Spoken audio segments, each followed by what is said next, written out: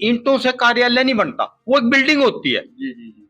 कार्यालय वहां पर बैठने से, लोगों की समस्याएं सुनने से, लोगों से मिलने से, लोगों की भावनाओं को समझने से कार्यालय बनता है, जहां पर कोई भी कार्यकर्ता बैठ सके, अपने विचार कर सके, पार्टी के बारे में सोच सके, पार्टी की नीतियों के बारे में अवगत हो सके।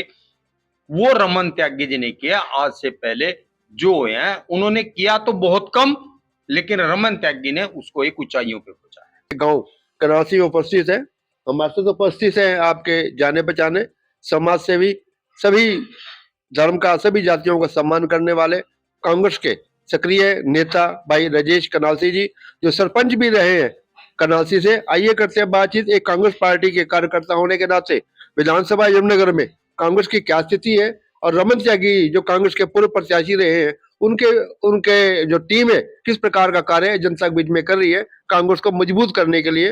हमारे कांग्रेस नेता भाई राजेश राणा जी कनालसी से। जी सरपंच साहब। नमस्कार बामरी जी। आपने कांग्रेस की बात की है।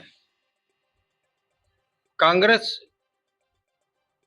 पहले से बहुत ऊंचाई पे जहां डाउन चली गई थी, जी जी जी। उससे सीढ़ियां चढ़ रही है और सत्ता के नजदीक है, जी या अपने गोल के नजदीक है, या जहां उसको पहुंचना चाहिए थी उसके आसपास जा रही है। जी जी। रही रमन त्यागी जी की बात, रमन त्यागी जी कांग्रेस के बहुत बड़े योद्धा भी हैं, जो लड़ाई लड़ रहे हैं। योद्धा का मतलब है जो विपक्ष से, सत्ता से, विपक्ष होने के नाते से सत्ता से सामाजिक मुद्दों के प्रति, जनता के प्रति, जनता की आवाज उठाने के प्रति जो लड़ाई लड़ रहे हैं उसको योद्धा कहता हूं।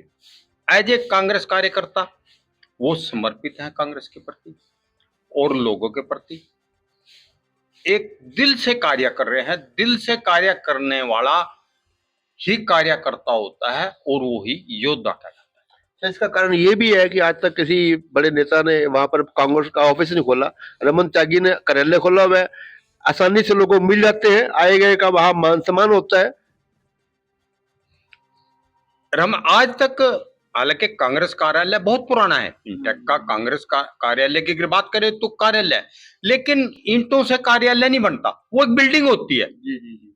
कार्यालय वहां पर बैठने से, लोगों की समस्याएं सुनने से, लोगों से मिलने से, लोगों की भावनाओं को समझने से कार्यालय बनता है, जहां पर कोई भी कार्यकर्ता बैठ सके, अपने विचार कर सके, पार्टी के बारे में सोच सके, पार्टी की नीतियों के बारे में अवगत हो सके। वो रमन त्यागी जी ने किया। आज से पहले जो हैं उन्होंने किया तो बहुत कम, लेकिन रमन त्यागी ने उसको एक ऊंचाइयों पे पहुंचाया। सर आप जैसे जो राजनीतिक विश्लेषक हैं वो चर्चा करते हैं कि हमेशा नेता विपक्ष में बनता है। आज तो बगैर कह लो कि कांग्रेस विपक्ष में है और नेता बनने का अवसर मिला हुआ है आज। देखिए, जब सत्ता में होता है तो लोग कहते हैं कि आज तो सत्ता में बोल रहा है। जब विपक्ष में होता है तो उसको जनता के बीच में जाने का ज्यादा अवसर मिलता है। पब्लिक क्या चाहती है, पब्लिक की भावनाएं क्या हैं, पब्लिक को क्या समस्याएं हैं, उनको सबसे पहले किस चीज की जरूरत है। हेल्थ की जरूरत है, एजुकेशन की जरूरत है, या और कोई सामाजिक ऐसा जो है जो सबसे पहले जरूरत है, वो विपक्ष में रह के सीख सकता है। सत्ता में तो जो राजनीति का जो उनकी मीटिंगें होती हैं उनसे फुर्सत कम मिलती है। जो पब्लिक है उससे डीलिंग में बहुत कम टाइम बचता है, चाहे कोई सी पार्टी हो।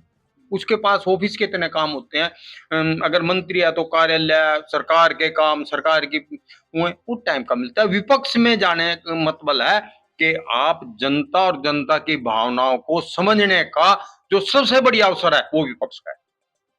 राजेश जी एक बात और चाहूंगा, तो मैं देखा आपको लगातार इस विधानसभा चुनाव कैंपेन में ऑफिस में आप लगातार महत्वपूर्ण जिम्मेदारियों में कार्य करते रहे और आज भी टच है कांग्रेस के प्रति।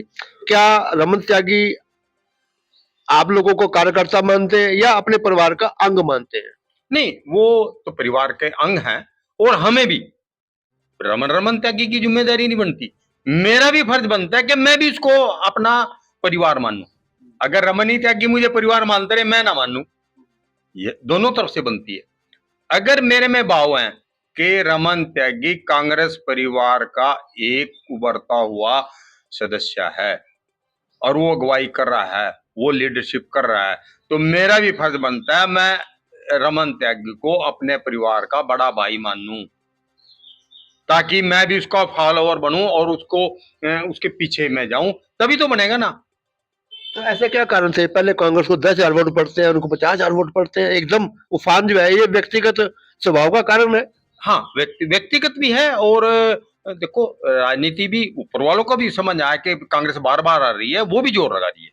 मैं ये नहीं कहता, चाहे ऊपर के सीनियर लीडर हमारे कोई भी हैं, मतलब कि चाहे वो प्रदेश अध्यक्ष हैं, राष्ट्रीय अध्यक्ष हैं, प्रभारी हैं, जो जिन्हें भी पद मिले हैं, जिम्मेदारी सबकी है, क्रेडिट एक को नहीं जाता, लेकिन मैक्सिमम क्रेडिट रमन त्यागी जी को जाता है।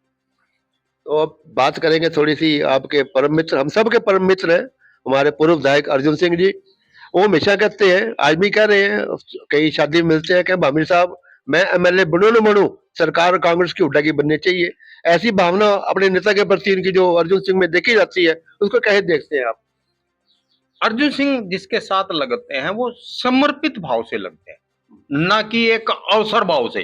कुछ लोग तो लगते हैं हुड्डा सीएम बनने वाला है उसके साथ लग जाओ, शैलजा सीएम बनने वाली उसके साथ लग जाओ, वीरेंद्र सीएम बनने वाला उसके साथ लग जाओ, सुरजेवाला सीएम बनने वाला उसके साथ लग जाओ।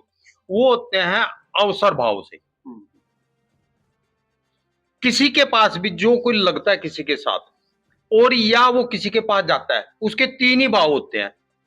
एक होता है भाव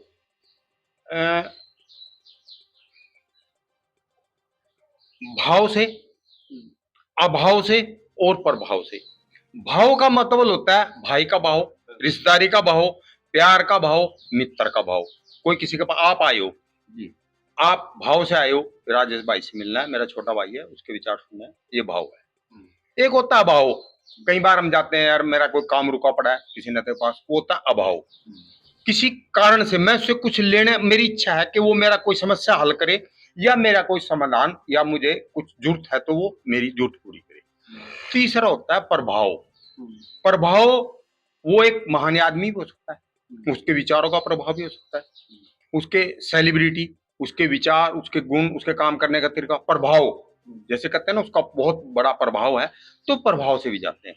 तो अर्जुन सिंह जिसके साथ लगते हैं, फर्स्ट भाव परिवार भाव, दिल से लगता है, दिल से लगते हैं। तो जाने का, किसी के साथ लगने का तीन ही कारण होते हैं। वो लगता है पहला फर्स्ट जो भाव है, चाहे वो प्यार का भाव है, बड़े भाई का भाव है, मित्रता का भाव है, किसी और प्रियजन का भाव है, उस भाव से लगते हैं और इसलिए वो निस्वार्थ से लगे रहते हैं।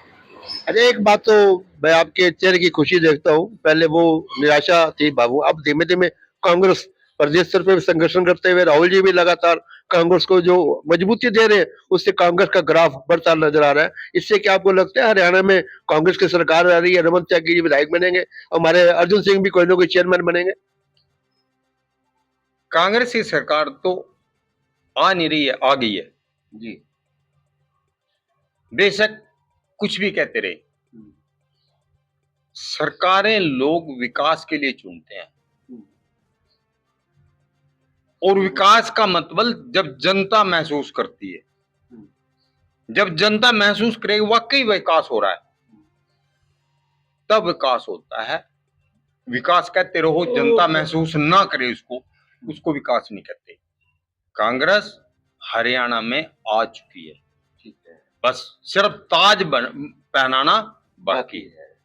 बहुत बहुत धन्यवाद, बहुत बहुत शुक्रिया राजेश जी, बहुत बहुत शुक्रिया आपका।